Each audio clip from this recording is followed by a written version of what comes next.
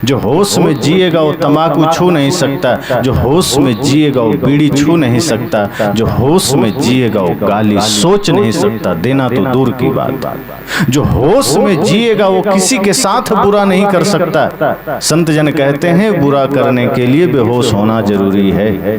गलत बोलने के लिए, गलत करने के लिए, गलत खाने के लिए बेहोशी अनिवार्य है।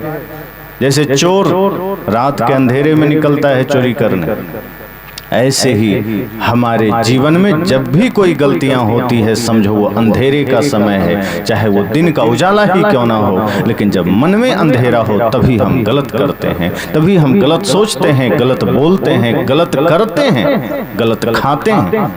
बरसों से सत्संग चलता है, बरसों से हम सत्संग करते हैं, लेकिन अगर हमारे विकार मोटे दोष न छूटे तो क्या अर्थ हुआ सत्संग करने का, सत्संग में जाने का। एक जगह मैं था तो मैं व्यवहारिक पक्ष पर बोल रहा था, तो बाद में एक सज्जन ने कहा गुरुजी थोड़ा ध्यान पर भी बोलिए, थोड़ा साधना पर भी बोलिए, आप तो 2 घंटा व्यवहार पर ही बोलते रहे। और उस वक्त भी वो आदमी गुटखा खाया था तो बस तुरंत थूक कर आया था। मैंने कहा कि तुमने अभी तक गुटखा नहीं छोड़ा है और तुमको ध्यान चाहिए। जब साधारण सा गुटखा की आदत तुमसे नहीं छूटी है, गुटखा खाए जा रहे हो, फिर मैं परमार्थ बोलकर क्या करूंगा। ये तो ऐसा ही हुआ जैसे पहला कक्षा का विद्यार्थी सामने बैठा हो और एमए पीएचडी की किताबें खोलकर हम पढ़ाने लगे, तो लोग तो यही कहेंगे कि पागल शिक्षक आ गया कहीं से। अब जब विद्यार्थी ही पहली कक्षा का है तो वहां ध्यान चिंतन की बात तो अभी दूर की बात है। पहले तो व्यवहार ठीक करना पड़ेगा, पहले तो पात्र ठीक करना पड़ेगा, आगे सोचेंगे क्या करना है। पहले तो मनुष्य होने की पहली शर्त ही जान लो कि मनसा वाचा कर्मणा कैसे पवित्र होना है, खान पान कैसे शुद्ध करना है।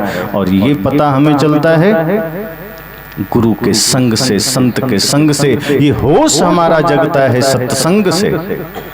इसलिए जब ध्यान की बात आती है, सत्संग की बात आती है, तो सदगुरु कबीर कहते हैं कि मैं घंटे भर का ध्यान का पक्ष में नहीं हूं। मैं नहीं चाहता कि कोई मात्र घंटे भर का ध्यान करे, थोड़ी देर का सत्संग करे, काम बन गया। हम यही तो करते हैं, थोड़ी देर मंदिर गए, हम सोचते हैं हमारा काम पूरा हो गया, थोड़ी देर सत्संग में गए, हमें लगता है हमारा काम पूरा हो गया, थोड़ा देर ध्यान में बैठे, हमारा काम पूरा हो गया।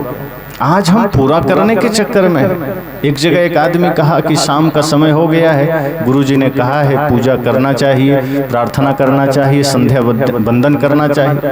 शाम का समय हो गया है, फिर समय मिले न मिले, चलो किसी तरह नियम पूरा कर लेते हैं। तब मैंने सोचा कि बताओ ये आदमी प्रार्थना को भी नियम पूरा करने का बात कर रहा है कि किसी तरह नियम पूरा कर लेते हैं। इसका मतलब प्रार्थना में आपको आनंद नहीं है, सत्संग में आपको आनंद नहीं है। गुरुजी ने कहा है तो कर लेते हैं, वरना नियम टूट जाएगा। नियम है मंदिर जाना है, मंदिर नियम से चले गए, आनंद से नहीं गए हैं, आनंद से प्रार्थना नहीं की। इसलिए सदगुरु कबीर इस पक्ष में है ही नहीं कि आप घंटे भर ध्यान कर लो और तुम्हारा 23 घंटा ठीक हो गया। वे कहते हैं घंटे भर का ध्यान अगर आपके जीवन में भीतर तक उतरेगा तभी समझो 24 घंटे ध्यान हुआ है, वरना 1 घंटा तो कोई भी ध्यान कर लेता है, थोड़ी देर के लिए कोई भी पूजा कर लेता है, घंटा भर के लिए कोई पुजारी बन जाता है, कोई साधक बन जाता है।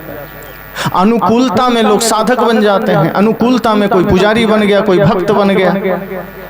असल बात तब है जब प्रतिकूलता में भी कोई साधक बना रहे, प्रतिकूलता में भी कोई पुजारी बना रहे। अच्छा सोचिए कोई नदी हो और वो नदी में पानी ना हो, उसके बाद लोग पार कर जाएं नदी और उस पार जा करके खूब अपने से पीठ ठोके कि मैंने तो नदी पार कर लिया, तो कोई बहादुरी, कोई वीरता है क्या? जब नदी में पानी खूब भरा हो, बाढ़ आई हो और तब कोई नदी पार कर जाए तो उसकी बहादुरी है, उसकी वीरता है। तो संत कहते हैं कि आप कुछ देर के लिए सत्संग में बैठे, चुपचाप बैठे, कुछ देर के लिए ध्यान में बैठे, आंखें बंद है, अब ध्यान में बैठे हैं, पता नहीं ध्यान हो भी रहा है कि नहीं। बहुत लोग तो आंख बंद करके बैठते हैं पर भीतर संसार का ही चिंतन चलता है। बाहर से तो लगता है आदमी ध्यान में, पर वो ध्यान में अक्सर होते नहीं हैं। ध्यान में अगर आदमी हो जाए तो वास्तव में मैं ये कह सकता हूं कि अगर वो 10 मिनट भी गहरे रूप में ध्यान में उतर जाएगा तो उसका 24 घंटा सही हो जाएगा। जैसे मोबाइल आप सब चार्ज करते हैं, कितनी देर, फास्ट चार्जर का जमाना है, 10-20 मिनट, उतना में आपका 10, 12, 15 घंटे मोबाइल चलता है। अगर आप चार्ज करें और 1 घंटा भी ना चले तो आप क्या करेंगे? फिर आप या तो चार्जर बदलेंगे, मोबाइल बदलेंगे कि भाई मोबाइल खराब हो गया, चार्जर खराब हो गया, बैटरी खराब हो गई। हम भी 1 घंटे ध्यान करते हैं, 1 घंटे ध्यान से जैसे ही उठते हैं तुरंत गाली देने लग जाते हैं। ध्यान से जैसे ही उठते हैं पड़ोसियों से झगड़ा करने लग जाते हैं, ग्राहक के साथ मिलावटबाजी करने लग जाते हैं, माता पिता का अनादर करने लग जाते हैं। ध्यान में बैठे थे लेकिन उठते ही हमारा जीवन बदल गया, हमारा चिंतन बदल गया। सदगुरु कबीर कहते हैं, मैं ऐसे ध्यान का समर्थक नहीं। मेरा कहना है कि ध्यान ऐसा हो जो 24 घंटे हो। मैं ये मानता हूं कि सत्संग 24 घंटे हो, मैं ये मानता हूं कि पूजा 24 घंटे हो। इसलिए सदगुरु कबीर कहते हैं, उठत बैठत कबो न छूटी ऐसी तारी लागी। वे तो कहते हैं आप सो भी ध्यान में, चलो भी ध्यान में, बोलो भी ध्यान में। जैसे झाड़ू लगा रहे हो, घर में लगाओ, मंदिर में लगाओ, कहीं भी लगाओ, झाड़ू लगाओ तो इतने ध्यान से लगाओ कि वो आपका झाड़ू लगाना लगे कि परमात्मा के आंगन में झाड़ू लगा रहे हैं, मंदिर में झाड़ू लगा रहे हैं। अब एक तरफ से मन अधूरा है, झाड़ू लगा के उधर चले गए, पीछे पता चला कई जगह कचड़े छूट गए, मतलब वहां मौजूद नहीं थे, ध्यान में नहीं थे। आप भोजन बना रहे हैं, अधूरे मन से भोजन बना दिए। अब जिस अन्न को ऋषियों ने ब्रह्म कहा है, अन्नम ब्रह्म, आप उसे बना रहे हैं और घर के लोगों के लिए, और बनाए तो कभी बाल चला गया, कभी कंकड़ मिल गए, कभी नमक ज्यादा हो गया, कभी कम हो गया, कभी मिर्ची ज्यादा हो गई, और वो भोजन बन के तैयार है। अब आपने खिन्नता में बनाया है, आपने पूजा प्रेम से तो बनाया नहीं, आपने ध्यान से बनाया नहीं, वो भोजन आपका प्रसाद नहीं बन पाया, वो भोजन आपका खाना बन गया, सिर्फ पेट भरने का साधन। सदगुरु कबीर कहते हैं आप भोजन भी बनाओ तो इतनी तल्लीनता, इतनी तन्मयता, इतनी एकाग्रता, इतनी साधना, इतने प्रेम से बनाओ कि आपका बना हुआ भोजन प्रसाद बन जाए। आप झाड़ू लगाओ तो पूजा समझ के, भोजन बनाओ तो पूजा समझ के, सफाई करो तो पूजा समझ के, किसी से बात करो तो पूजा समझ के। अब मंदिर में गए प्रार्थना गाने, हनुमान जी के पास गए तो जय हनुमान ज्ञान गुण सागर, और किसी से मिले तो गाली गलौज कर दिए। तो जहाँ हनुमान जी का मूर्ति है जो सुन नहीं सकते, वहाँ हनुमान चालीसा पढ़ाए, और जो व्यक्ति सुन सकता है उसको गाली दे आए, तो ये पूजा है क्या? बल्कि जो सुन सकता है वहां प्रेम के शब्द बोलो, वहां मीठे शब्द बोलो, वहां सत्य शब्द बोलो। और सदगुरु कहते हैं कि अगर आप लोगों के साथ मीठा बोलने लगेंगे, सत्य बोलने लगेंगे, तो वही आपकी प्रार्थना है, वही आपकी पूजा है। तो सदगुरु कबीर ये नहीं कहते कि बस क्षण भर का ध्यान कर लो, क्षण भर का सत्संग कर लो। वो पूर्ण होश की बात करते हैं कि जीवन थोड़ा है, पूर्ण जागृति चाहिए। किसी से बोलना, किसी से बैठना, बात करना, कोई व्यवहार करना, आपका व्यवहार इतना मधुर हो जाए कि व्यवहार के ही रास्ते परमार्थ की यात्रा सरल हो जाए। अब जिसका आपस का व्यवहार ठीक नहीं है, जो प्रेम से जीवन नहीं जीता, वो क्या मुक्ति की बात समझेगा, वो क्या ध्यान की बात समझेगा? जो व्यवहार को ही नहीं समझ पाया वो ध्यान समझ पाएगा, वो परमार्थ समझ पाएगा। इसलिए गुरु की आवश्यकता पड़ती है। और एक बात और ध्यान देना कि जिसको परिवर्तन की चाह है वही गुरु के पास टिकता है। जिसको परिवर्तन की चाह नहीं है वो गुरु के पास भी जाता है तो वो फिर लौट आता है कि नहीं मेरे से नहीं होगा। फिर ऐसे लोग ही सस्ता रास्ता खोजते हैं कि गुरु की बात ना माननी पड़े, माता पिता की सेवा ना करनी पड़े, प्रेम में जीवन ना जीना पड़े, बस कुछ हम ऐसे ही दाएं बाएं कर लें, काम बन जाए। और इसमें हमारे कुछ कथावाचक बहुत आगे हैं जो आपको सरल रास्ता देते हैं। एक कथावाचक कह रहे थे कि आप कितना भी पाप करें कोई दिक्कत नहीं है, भाई से झगड़ा करना हो खूब करो, कोई चिंता की बात नहीं। माता पिता के साथ जितना दुर्व्यवहार करना हो करना, जितने पाप कर सकते हो, नशा दुर्व्यसन शराब सब कर लिए आपने जीवन में, लेकिन अगर फिर भी स्वर्ग जाना है तो रास्ता बचा हुआ है। अब वो रास्ता क्या है? तो उन्होंने क्या कहा कि अगर अंतिम चिता में आपको ले जाया जाएगा, अपने बच्चों से कह देना कि मेरे बेटे जब मुझे तुम शमशान ले जाना तो चिता में बस थोड़ा सा तुलसी का लकड़ी डाल देना। जैसे ही तुलसी का लकड़ी डालेंगे, वो आदमी कितना भी जीवन भर पाप किया हो सीधे स्वर्ग चला जाएगा, सारा पाप खत्म हो जाएगा। अब जरा सोचिए, जब ऐसी बातें व्यास गद्दी से कही जाएगी तो पाप करने वाला सोचेगा ना कि अरे क्या चिंता, जीवन भर पाप करो, बेटे को समझा देंगे, खूब तुलसी का एक खेत ही लगा देंगे। जितना खेत हमारे पास है, एक खेत में पूरा तुलसी ही लगा देना है, और तुलसी का पौधा एक कौन कहे पूरा 10, 20, 50 जो है उसी से चिता जला देंगे, स्वर्ग चले जाएंगे। तो बदलना चाहेगा क्या? कोई क्रोध छोड़ने को राजी होगा? कोई दारू छोड़ने को राजी होगा? बीड़ी तंबाकू छोड़ने को राजी होगा? माता पिता के साथ प्रेम करने को राजी होगा? वो कहेगा क्यों करना इतना मेहनत, जब इतना सरल उपाय हमें मिल रहा है। और फिर वही लोग गीता का अपमान करते हैं, वही लोग रामायण का अपमान करते हैं, क्योंकि राम तो कहते हैं निर्मल मन जन सो मोहि पावा, मोहि कपट छल छिद्र न भावा। वो ये नहीं कहते हैं कि हाँ अंतिम में जो है तुलसी का माला डालकर आ जाना तो मुझे प्रिय हो जाओगे। वे तो ये कहते हैं कि निर्मल मन करना, पवित्र मन करना, कपट मत रखना। तो राम तो ये बात करते हैं। कृष्ण भी पूरी गीता पढ़ लीजिए, 2 अध्याय से पूरा मनोविकारों को मुक्त करने की बात है। जितने भी मन में विकार हैं, जितने भी जीवन में विकार हैं, कृष्ण कहते हैं एक एक करके उसको निकालना पड़ेगा, मिटाना पड़ेगा। और जिस दिन तुम्हारा मन निर्मल हुआ तो तुम पाओगे कि तुम ही परमात्मा हो। उपद्रष्टानुमंता च भर्ता भोक्ता महेश्वर, परमात्मेति चाप्युक्ता देहेस्मिन् पुरुषः परः, कि तुम ही परमात्मा हो, फिर तुमसे भिन्न कोई नहीं। लेकिन वो परमात्मा की अवस्था कब आती है? जब मन निर्मल होता है, मन पवित्र होता है। तो ऐसे व्यास गद्दी से ही रास्ते दे दिए जाते हैं, और ना समझ आदमी सोचता है कि इतना सरल उपाय मिल गया, अब कुछ भी करने की जरूरत नहीं है, अब धर्म का मार्ग नहीं चाहिए, अब तो अधर्म करेंगे, अब तो पाप करेंगे। सदगुरु कबीर कहते नहीं, ये ठीक नहीं, इससे आपको कुछ नहीं मिलने वाला, बल्कि अंतिम में पछताना पड़ेगा। जब अंतिम घड़ी आएगी, शरीर लाचार होगा, आंखें लाचार होगी, पैर लाचार होंगे, इंद्रियां शिथिल होंगी, तब आप भजन भी नहीं कर पाएंगे। और उस वक्त आपको आभास होगा कि जवानी हमने गंवा दिया दूसरों के कहने पर। क्योंकि जब अंतिम घड़ी आती है तो जीवन की सारी कमाई आंखों के सामने नाचती है, और उस वक्त होश जगता है। तब होश जगता है जब शरीर लाचार हो जाता है, तब आप धर्म मार्ग पर चल भी नहीं सकते।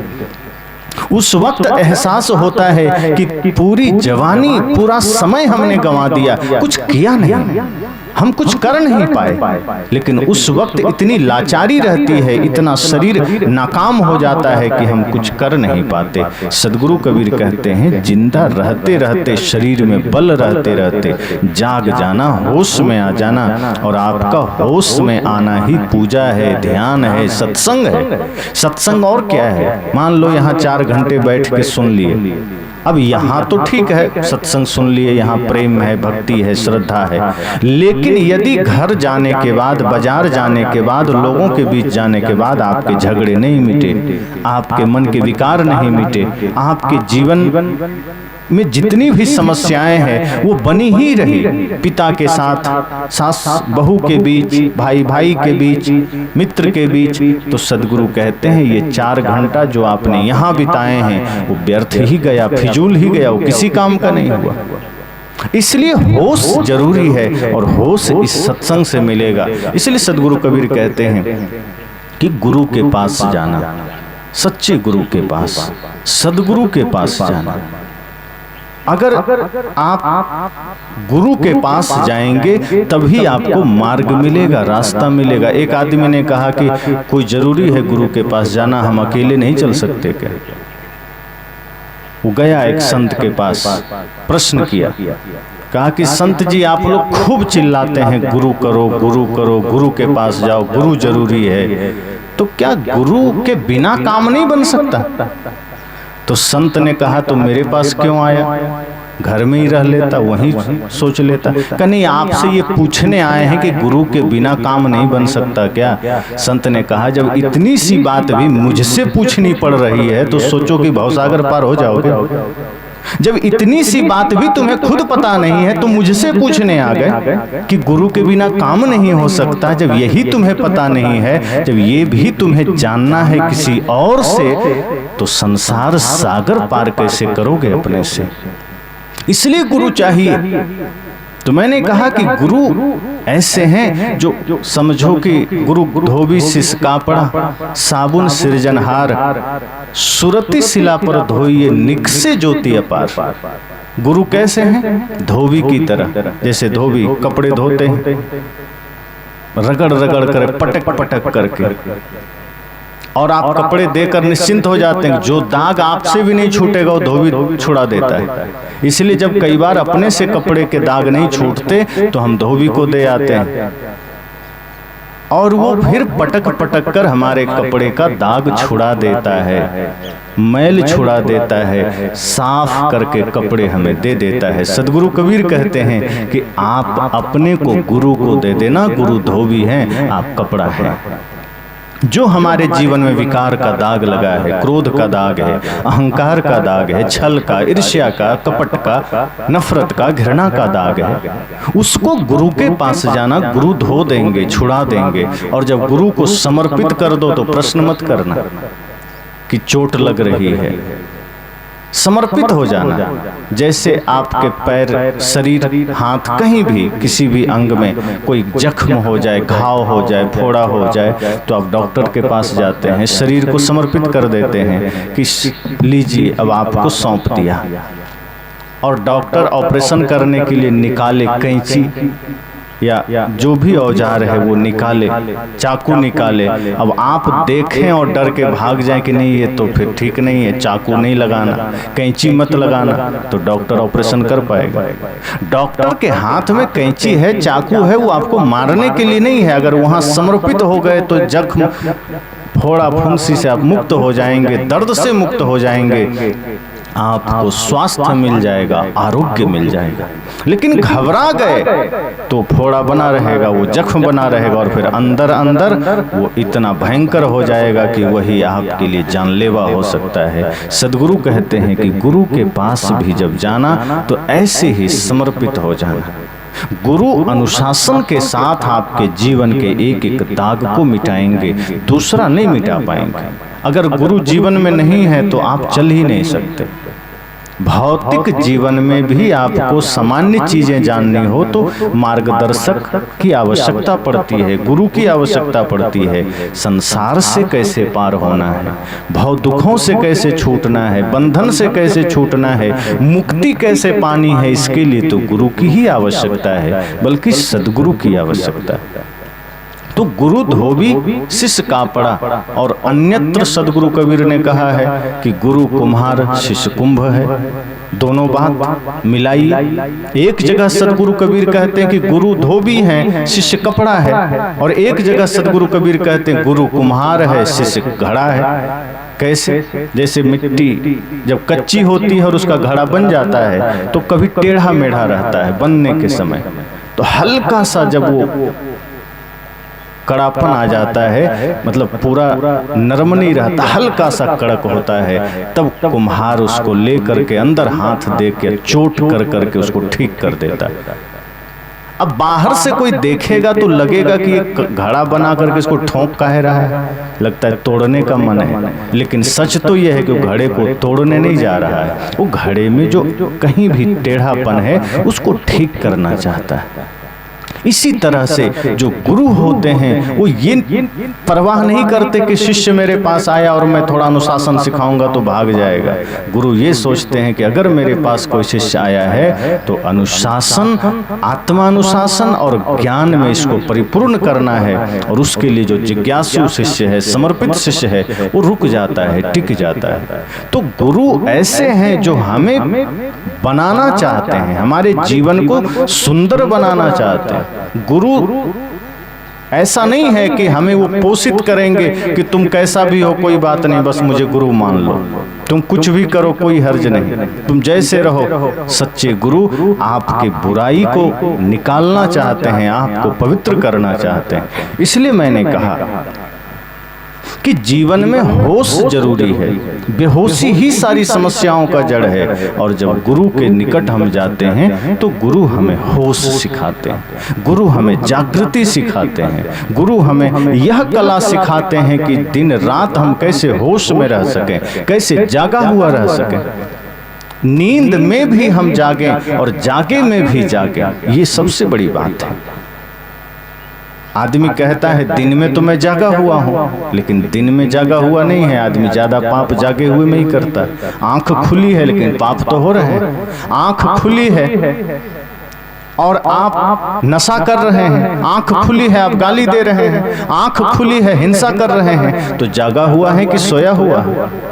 फिर तो जगा हुआ नहीं है। अगर जगा हुआ अपने को मान रहे हैं कि आंखें खुली है, सदगुरु कहते हैं ये बाहर की आंख खुली है, भीतर की आंख बंद है, जो विवेक की आंख है। तभी तो इसलिए तो साहब ने कहा कि मैं कहीं समझाऊं या जग अंधा, मैं किसे समझाऊं जगत के लोग अंधे हैं। तो किसी ने कहा कि कबीर साहब को ही बस आंख है, संसार अंधा है। तो संत जन कहते हैं अंधा तो है ही। अब देखो गुटखा के पैकेट पर लिखा है कि कैंसर हो सकता है, फिर भी खा रहे हो कि नहीं? अंधा है कि नहीं? शराब की थैली में लिखा है स्वास्थ्य के लिए हानिकारक है, फिर भी पी रहे हो, तो अंधा ही तो हो। जितने भी नशा के पैकेट हैं उस पर लिखा है कि यह स्वास्थ्य के लिए हानिकारक है, आदमी फिर भी पी रहा है। सदगुरु हमें वो आंखें दे देते हैं कि हम सोए जागे में भी जागते हैं, पूर्ण जागरण। इसलिए बेहोशी मिटाना जरूरी है, मूर्छा मिटाना जरूरी है। ये समझ जाना कि आपके जीवन से दुख मिटते क्यों नहीं।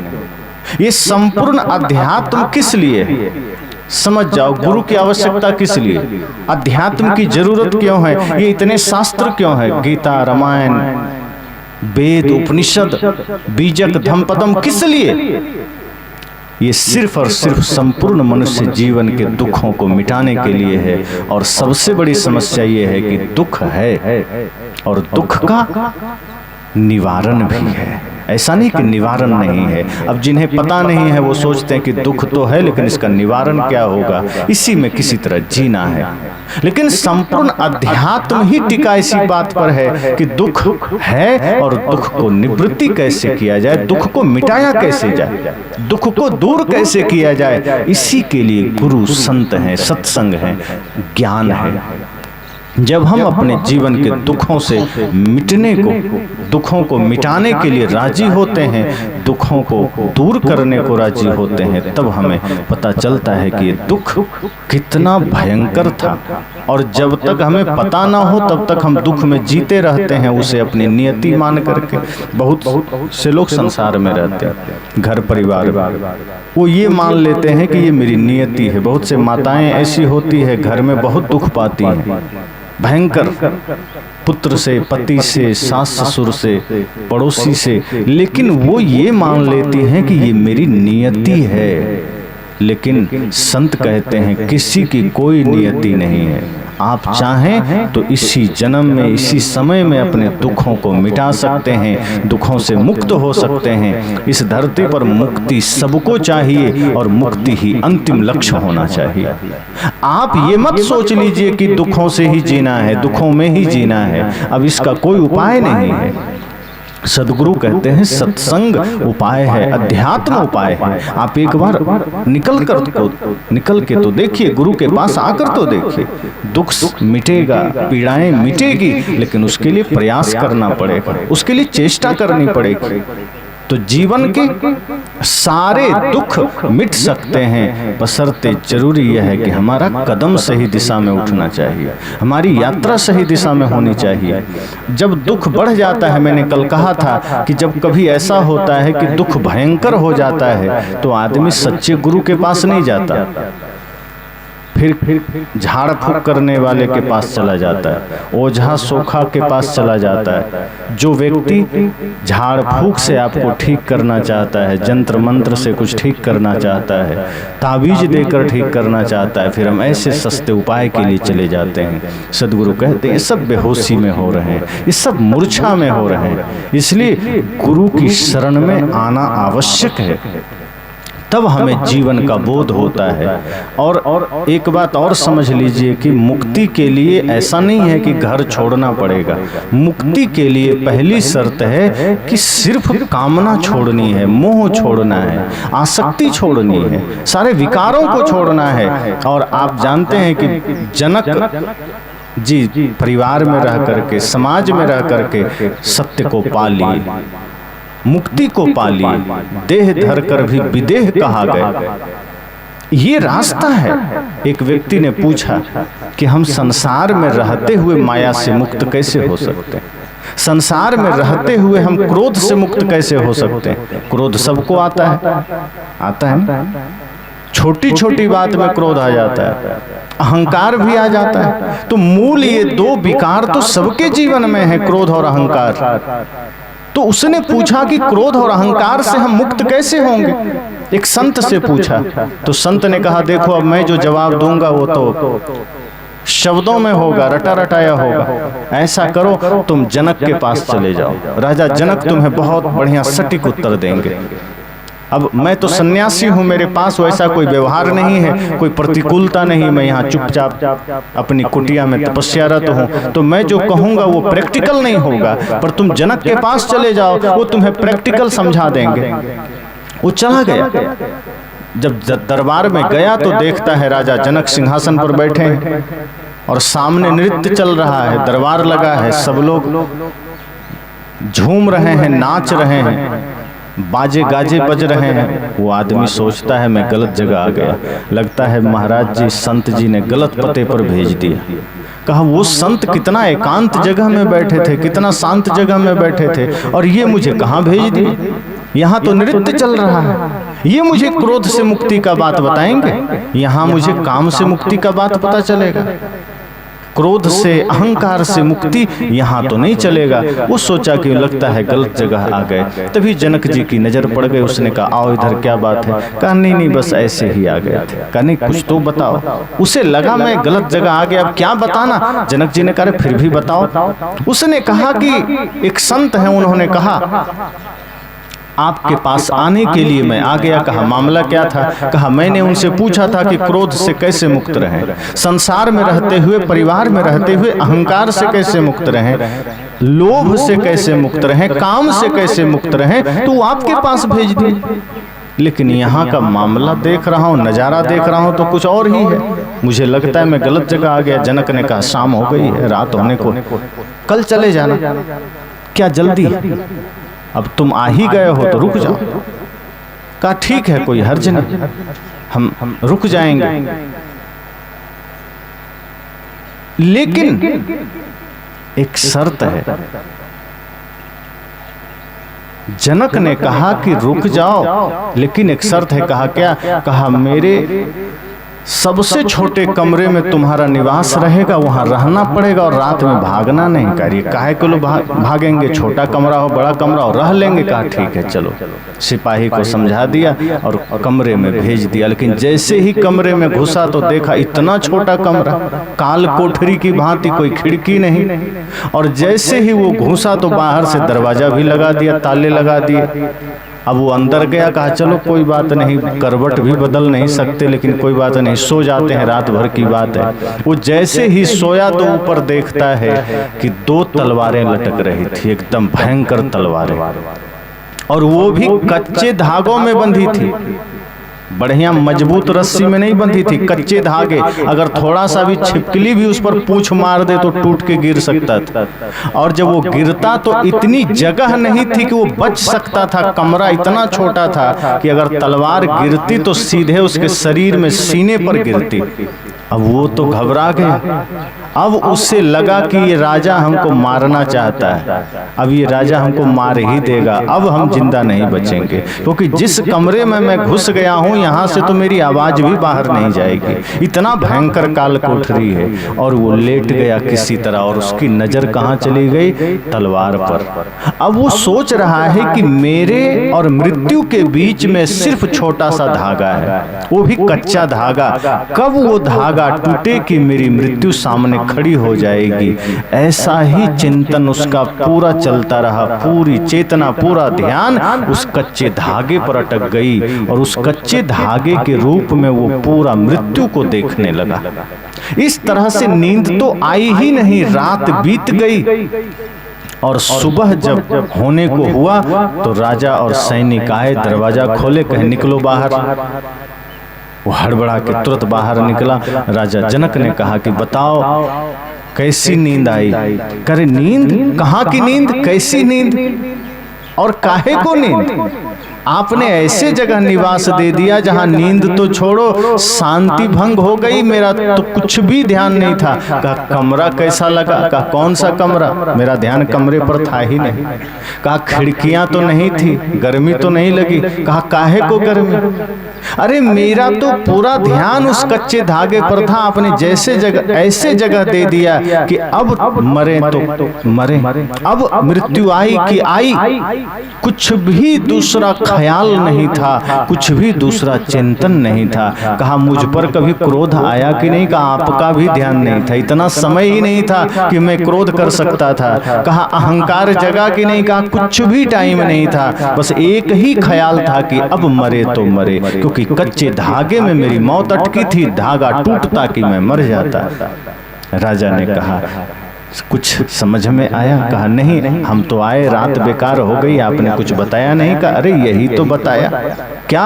कहा तुम सिर्फ रात भर बैठे रहे, लेटे रहे, और तुम्हें अपनी मृत्यु दिखाई दी, क्योंकि ऊपर दो नंगी तलवारें लटकी थी। मैं जिस सिंहासन पर बैठता हूं वहां 24 घंटे मेरे ऊपर दो नंगी तलवारें हमेशा लटकती रहती, और मैं भी सब कुछ देखते हुए, राज्य चलाते हुए, दरबार में बैठते हुए भी 24 घंटे अपने मृत्यु को देखता हूं। और जब मृत्यु सामने हो तो ना क्रोध सामने होता है, ना अहंकार सामने होता है, ना लोभ सामने होता है, ना काम सामने होता है। मृत्यु जब सामने हो तो कोई विकार सामने आ ही नहीं सकता। क्रोध कब आता है? जब मृत्यु सामने ना हो। अहंकार कब आता है? जब ये आभास होता है कि हमें तो यहीं जीना है, हमें तो यहीं रहना है। अगर अभी किसी को पता चल जाए कि 24 घंटे का आयु है, अहंकार होगा क्या? किस चीज का होगा? अगर ये पता चल जाए कि अगले 2 घंटे में हमको यहाँ से जाना है, ये धरती छोड़ देनी है, किस चीज का घमंड हो? तन का, धन का जाएगा? ना धन जाएगा ना तन जाएगा, घमंड किसका होगा? हम कितना घमंड करते हैं, जरा सोचो। जिस धरती पर कभी लौट कर नहीं आना है वहां हम इतना घमंड कर रहे हैं। जो हमारे पूर्वज चले गए दोबारा कभी लौट कर आए क्या? कोई मैसेज मिला, कोई संदेश मिला, कोई फोन आया कि हाँ हम आने वाले हैं, सुरक्षित पहुंच गए?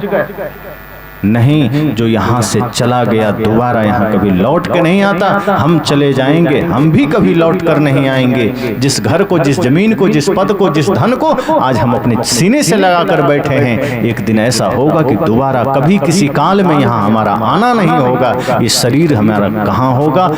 राख बना होगा कि मिट्टी बना होगा, कोई पता भी नहीं चलेगा।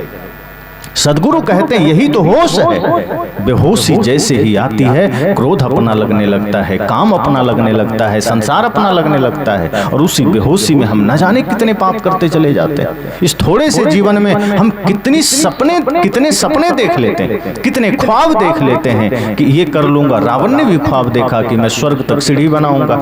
एक समय ऐसा आया कि शमशान घाट में, रण क्षेत्र में पड़ा था, थर्राते थे पांव, जिसके सामने जाते हुए देखा उसके खोपड़ी को ठोकरे खाते हुए। ये स्थिति है। तो संसार में यही तो होना है। सदगुरु कहते हैं होश में आ जाओ। बेहोशी रहेगी तो दुख बना रहेगा, बेहोशी रहेगी तो सत्संग कुछ काम नहीं करेगा, बेहोशी रहेगी तो ध्यान कुछ काम नहीं करेगा। ध्यान तभी काम करता है जब ध्यान का उपयोग हम अपनी मूर्छा को मिटाने के लिए करेंगे, वरना कई बार ध्यान ही अहंकार का कारण बन जाता है, सत्संग भी अहंकार का कारण बन जाता है, दान भी अहंकार का कारण बन जाता है, धर्म भी अहंकार का कारण बन जाता है। अब जैसे देखो कुछ लोग दान किए, अब उनको अहंकार हो गया कि मुझसे बड़ा दानी कौन है, तो सोचो वो दान जो कि पुण्य का कारण बन सकता था, अहंकार आते ही आपके लिए पाप का कारण बन गया। जैसे कोई सत्संग कर रहा है और किसी दूसरे ने कुछ थोड़ी सी भी मन के विपरीत बात कर दी, वो कहता है मुझको सिखा रहे हो, मैं इतना दिन से सत्संगी हूं, तुम मुझे सिखाओगे, बस वहीं सत्संगी खत्म हो गया।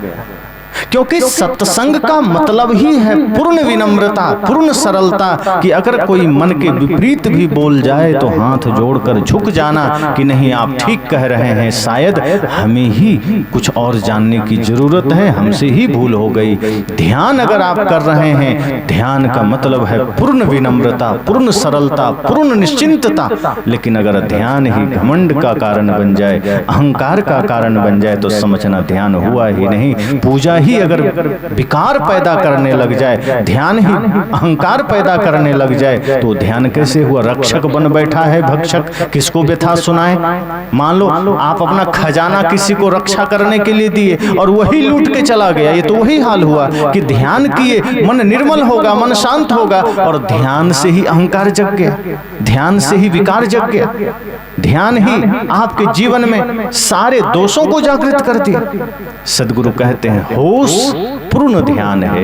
होश का मतलब है पूर्ण जागृति, कि आप हमेशा देख सकें कि हमसे क्या भूल हो रही है, ये मन क्या कर रहा है, देखिए मन क्या सोच रहा है, आंखें कहां जाना चाहती है, ये पैर कहां जा रहे हैं। आप हमेशा अपने इंद्रियों का दृष्टा बन जाइए, मालिक बन जाइए। हम दूसरों का दृष्टा बनते हैं। पड़ोसी क्या कर रहा है, पड़ोसी का बेटा कहाँ पढ़ रहा है, पड़ोसन ने कैसी साड़ी खरीदी है, पड़ोसी ने कैसा मोबाइल खरीदा है, पड़ोसी ने कैसा घर बनाया है, हम ये देखते हैं। अब ये देखने का अर्थ क्या है? इसका मतलब है कि हमारा मन बहिर्मुख है, हम दूसरे को देख रहे हैं। दूसरे को कितना खेत है हम ये जानना चाहते हैं, दूसरे के पास कितना धन है हम ये देखना चाहते हैं, दूसरे के अंदर कितना क्रोध है ये हम देखना चाहते हैं, दूसरा आदमी चोर है हम ये देखना चाहते हैं। सदगुरु कहते हैं ये बेहोशी का लक्षण है। जिस दिन आप अपने भीतर के अहंकार को देखोगे, जिस दिन आप अपने भीतर के क्रोध को देखोगे, अपने मन को देखोगे, उसी दिन आप विजयी हो जाओगे, उसी दिन आप विजेता बनोगे, उसी दिन आप सफल होगे। अच्छा मान लो दूसरे का देख भी लिया तो क्या होगा? देख लिया कि दूसरा आदमी क्रोधी है तो क्या हो जाएगा? उसको देखने से आपका क्रोध घटेगा क्या और बढ़ेगा, अहंकार बढ़ेगा। दोष देखने की दृष्टि से भीतर और विकार आएंगे। इसलिए दोष नहीं देखना है, दोष अपना देखना है, विकार अपना देखना है। पूर्ण होश की अवस्था क्या है? अपने विकारों को देखो, अपने भीतर की समस्याओं को देखो। हम कितनी समस्याओं में उलझे हैं, कितने विकारों में उलझे हैं और हम दूसरों को देख रहे हैं। संत जन कहते हैं अपनी ओर लौटिए, अपने मन को देखिए कि हमारे मन में कितनी गंदगी है, कितने विकार हैं, कितना छल कपट है। हम दूसरे को क्यों देखें? टाइम है क्या इतना? कब मृत्यु आए कोई जानता नहीं, हम दूसरे का देखे जा रहे हैं। प्रेम में जीने के लिए ही समय कम है और हम नफरत के लिए समय निकाल लेते हैं, घृणा के लिए समय निकाल लेते हैं। इसलिए सदगुरु कहते हैं होश, होश की बात मैं कर रहा हूँ। और होश का अर्थ इतना नहीं कि आंखें देख रही है, पैर चल रहे हैं, हाथ हिल रहे हैं, ये होश नहीं है, ये भी बेहोशी है। क्योंकि इसी होश में हम पाप करते हैं। गाली इसी होश में, उससे तो अच्छा सोए रहो तो ठीक। जैसे आदमी सो रहा है, कम से कम किसी को गाली तो नहीं दे रहा। हालांकि जो आदमी ज्यादा विकारी है वो सोए सोए में भी गाली देते रहता है। अब आप देखना कि जो आदमी जिस तरह का चिंतन करता है सपने उसी तरह के आते हैं। कोई दुकानदार है तो रात में नींद में है तब भी वो दुकानदार वाला काम करते रहता है, नींद में ही बोल पड़ता है हाँ कितना चीनी आपको दे दें, कितना नमक आपको दे दें, दाल कितना दे दें। बगल में सोया हुआ कहता है रात में बड़बड़ा रहा है, कहाँ दुकान में थोड़े बैठा है, तो उसको ठोंक दिया, फिर वो चुप हो जाता है। इसी तरह कोई वकील है तो रात में ही जज साहब और आगे क्या बताएं, अब नींद में जज साहब कर रहा है। तो बेहोशी हमेशा है, जो दिन भर आप करते हैं वही रात नींद में भी आप जी रहे हैं। सदगुरु तो कहते हैं कि नींद में तो नहीं ही कुछ आवे, सपना तक नहीं आना चाहिए, और जब जागृत हो तब भी दुनिया नहीं आए। काम करिए, दुनिया में रहिए, संसार का काम करिए, लेकिन संसार को अपने मन में मत आने दीजिए। जैसे कहते हैं ना, पानी में नाव चले तो चले, नाव में पानी ना आने दो, और संसार में मन गया तो गया, मन में संसार ना आने दो। अगर जब तक पानी में नाव चल रही है तब तक समझो बढ़िया है, मौज मस्ती है, लेकिन कहीं गलती से नाव में पानी आ गया तब बेड़ा पार नहीं होगा, डूब जाएगा, बेड़ा गर्क हो जाएगा। इसी तरह सदगुरु कहते हैं कि जब तक आप संसार में हैं, जब तक शरीर में हैं, तो ये दुख का कारण नहीं है, ये समस्या का कारण नहीं है। रहना ही पड़ेगा, परिवार में, समाज में, राष्ट्र में, कहीं तो रहेंगे।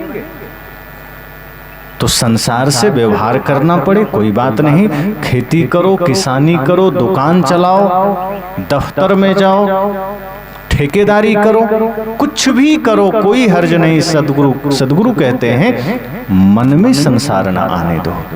अगर मन में संसार ने घर बना लिया, मन में क्रोध ने डेरा डाल दिया, मन में अहंकार ने डेरा डाल दिया, तब नाव डूब जाएगी, जीवन वहीं डूब जाएगा। इसलिए होश जरूरी है। और बेहोशी अगर बनी रही तो हम इतने पाप करते चले जाएंगे। अब बेहोशी में पता थोड़े चलता है। अब जो आदमी नींद में बड़बड़ा रहा है उसको जगा दीजिए तो पता थोड़े चलता है। अब जैसे कोई नींद में है, अब खूब खर्राटा ले रहा है, अब उसको जगा दीजिए तो वो कहेगा कि मैं खर्राटा ले रहा था। आप ही खुद को सोचिए, रिकॉर्ड करके सुनाएगा तब लगेगा कहाँ बात सही है। इसी तरह जब हम बेहोशी में कुछ करते हैं हमें पता ही नहीं चलता हम गलत कर रहे हैं। क्रोध करने वाला कभी नहीं कहता कि मैं गलत कर रहा हूं, उस वक्त कहता है मैं ठीक कर रहा हूं, मेरा क्रोध सही है। और क्रोध को भी वो सही मान करके फिर क्रोध करता है, अहंकार को सही मान करके करता है, लोभ को सही मान करके करता है। लेकिन ये सब बेहोशी की चीजें हैं। होश जगेगा तो क्रोध विदा हो जाएगा, होश जगेगा तो सारे विकार विदा हो जाएंगे। इसलिए सदगुरु कबीर होश की बात करते हैं। लेकिन ये सारी साधनाएं व्यक्तिगत जीवन के लिए। एक जगह मैं बोल रहा था बिहार में ही, तो एक आदमी ने कहा कि क्या क्रोध और हिंसा भी एकदम पाप है? मैंने कहा देखो, क्रोध करना पाप है, हिंसा भी पाप है, लेकिन इसकी परिभाषाएं समय के साथ बदल जाती है। इसको हम ये नहीं कह सकते कि पूरा ही पाप है। अगर आप सामाजिक जीवन में हैं, व्यवहारिक जीवन में हैं, अगर आप अपनों के बीच हैं, समाज में रहते हैं, परिवार में रहते हैं, वहाँ क्रोध पाप है, वहाँ हिंसा पाप है। लेकिन यदि आप राष्ट्र धर्म का पालन कर रहे हैं, बॉर्डर पर खड़े हैं, तो वहाँ परिभाषा बदल जाती है। क्योंकि जो भारत की हमारी सेना है, अब वो सोच ले नहीं हमको तो प्रेम में जीना है, और कोई आतंकवादी सामने से आ गया तो काम चलेगा? फिर वो प्रेम की भाषा नहीं समझेगा, वहां तो क्रोध करना पड़ेगा। फिर वो सत्य की बात नहीं समझेगा, वो प्रेम की बात नहीं समझेगा, वहां हिंसा भी करनी पड़ेगी, उसको मारना भी पड़ेगा। तो अगर आप यहाँ किसी को मार देंगे तो क्या होगा? पाप होगा, हिंसा होगी, 302 के तहत जेल में जाना पड़ेगा, फांसी भी हो सकती है। लेकिन हमारे जवान, हमारे सैनिक अगर एक आतंकवादी को मार दे तो क्या होगा? जेल होगा कि मेडल मिलेगा? मेडल मिलेगा। मतलब हिंसा उन्होंने भी किया है, लेकिन वो पाप हुआ क्या?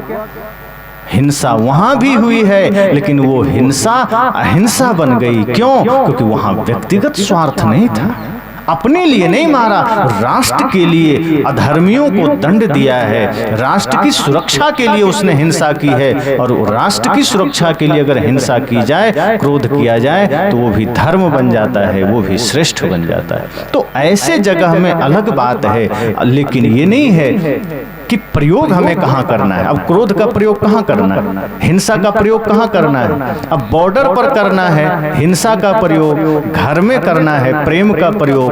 हमने उल्टा कर दिया, घर में हिंसा करने लगे और बाहर दूसरों के साथ मित्रता करने लगे। जो दुश्मन है, देश के गद्दार हैं, उससे हमने चंद पैसों के लालच में दोस्ती कर ली, उसको हम अपने देश की खबरें देने लगे। तो उल्टा हो गया कि नहीं। जैसे श्री कृष्ण के हाथ में सुदर्शन चक्र भी है और बांसुरी भी है। सोचो वो क्या संकेत है।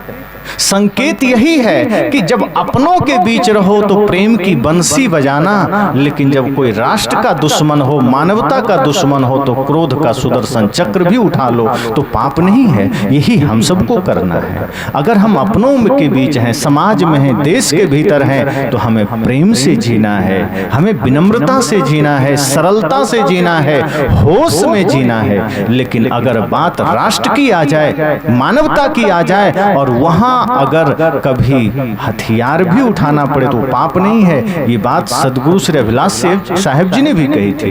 किसी ने पूछा उनसे कि अगर आप कहते हैं अहिंसा का पालन करो और पाकिस्तान भारत पर हमला कर दे तो साहब जी ने कहा, उस वक्त अगर मुझे भी सरकार अनुमति दे तो बंदूक लेके चला जाऊंगा, क्योंकि वही मेरा धर्म है। राष्ट्र की सुरक्षा मेरा धर्म है। राष्ट्र धर्म से बड़ा फिर कोई धर्म नहीं है। लेकिन इसका अर्थ ये नहीं कि अपनों का दिल दुखा दो, इसका अर्थ ये नहीं है कि उसके आड़ में तुम पाप करने लग जाओ।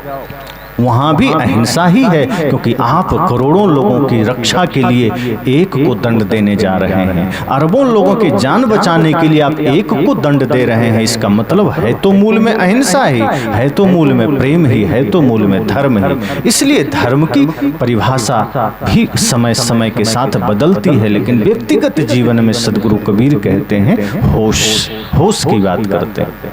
बेहोशी जहां आती है हम सब गड़बड़ कर देते हैं, अपनों को ही दुश्मन मान लेते हैं, अपनों से ही छल करने लगते हैं, अपने ही जीवन को हम बिगाड़ लेते हैं। नशा, दुर्व्यसन, घृणा से, तमाम तरह के विकारों से सदगुरु कहते हैं होश में आ जाओ। और फिर बाद में क्या होता है, हम बेहोशी में इतने पाप कर जाते हैं, इतना गलत काम कर जाते हैं कि हम रोते हैं कि क्या करें, भगवान ने हमारे किस्मत में बहुत दुख लिख दिया। लोग कहते हैं ना कि क्या करें गुरुजी, भगवान ने, विधाता ने हमारे किस्मत में दुख ही दुख लिखा है। विधाता ने लिखा है तो विधाता है कि पागल आदमी कि कुछ भी आपकी किस्मत में लिख दिया। विधाता को क्या हक बनता है आपके किस्मत में दुख लिखने का?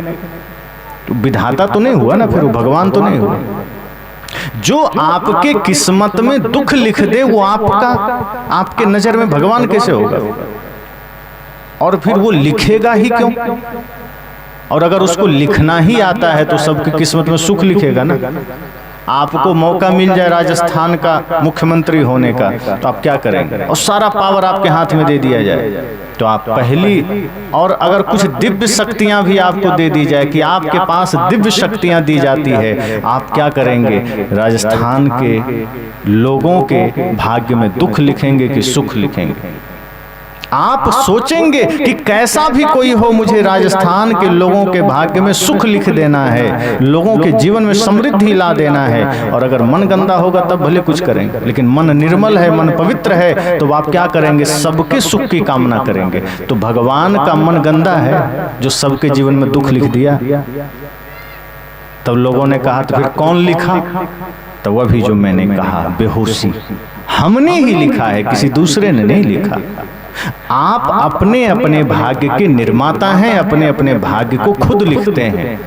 अब प्रश्न ये उठता है कि जब हम लिखते हैं तो खुद से बुरा क्यों लिखते हैं? आपको अपना भाग्य लिखने को मिल जाए तो खुद से गंदगी लिखेंगे?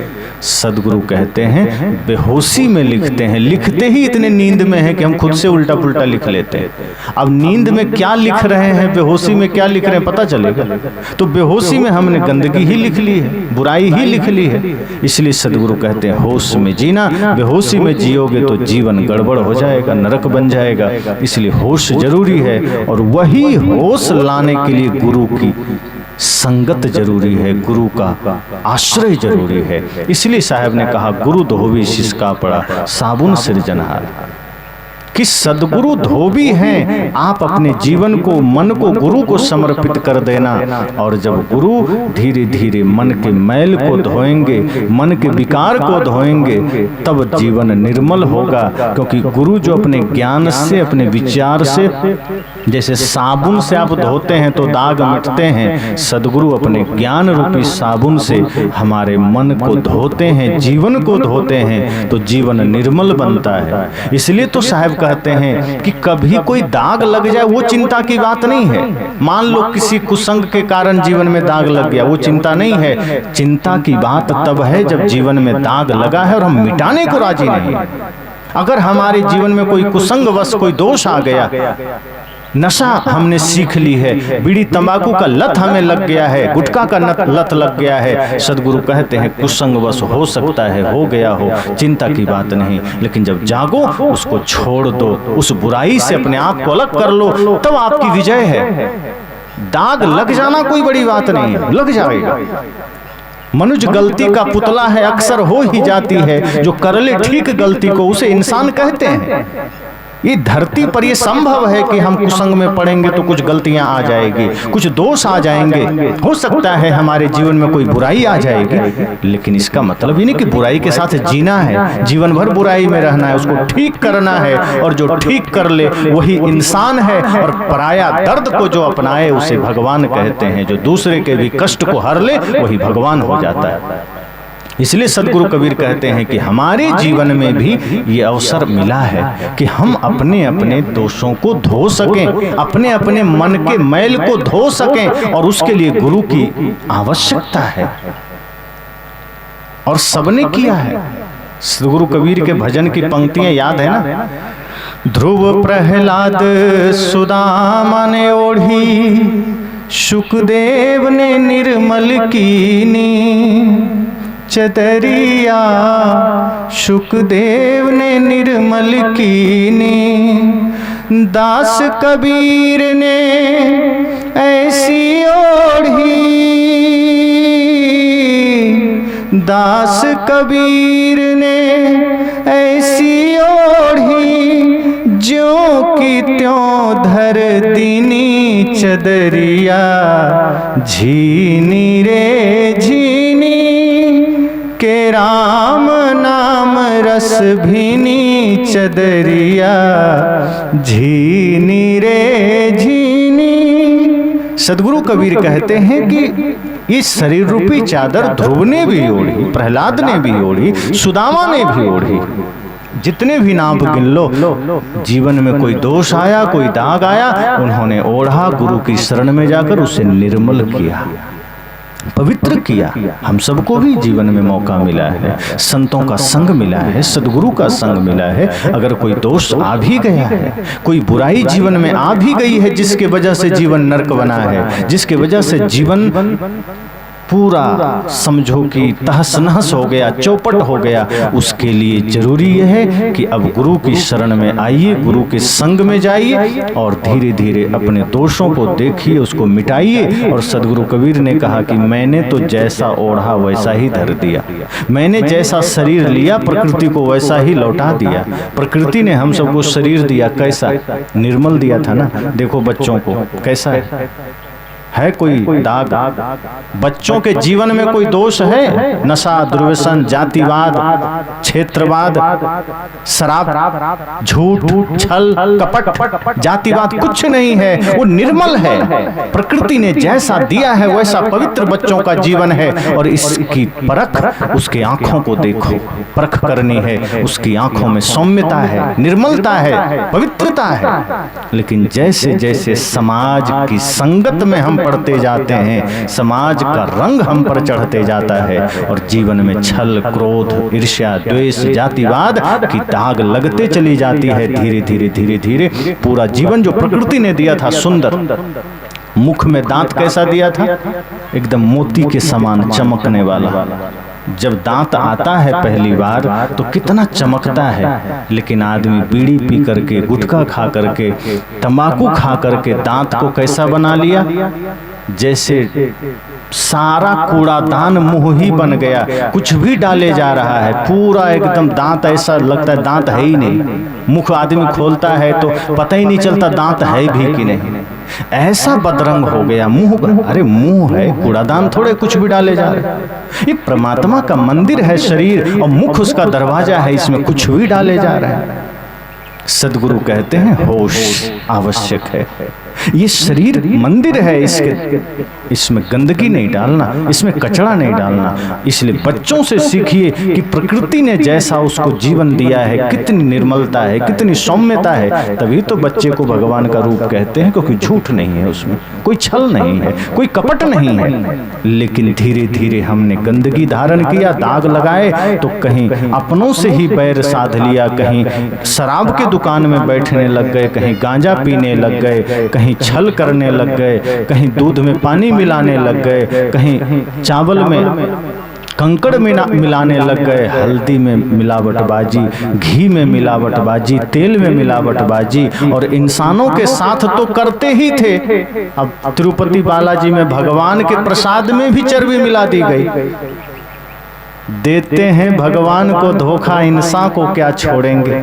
सही तो कहा कि जो भगवान को धोखा दे रहे हैं वो आपको छोड़ेंगे, इंसान को छोड़ेंगे क्या।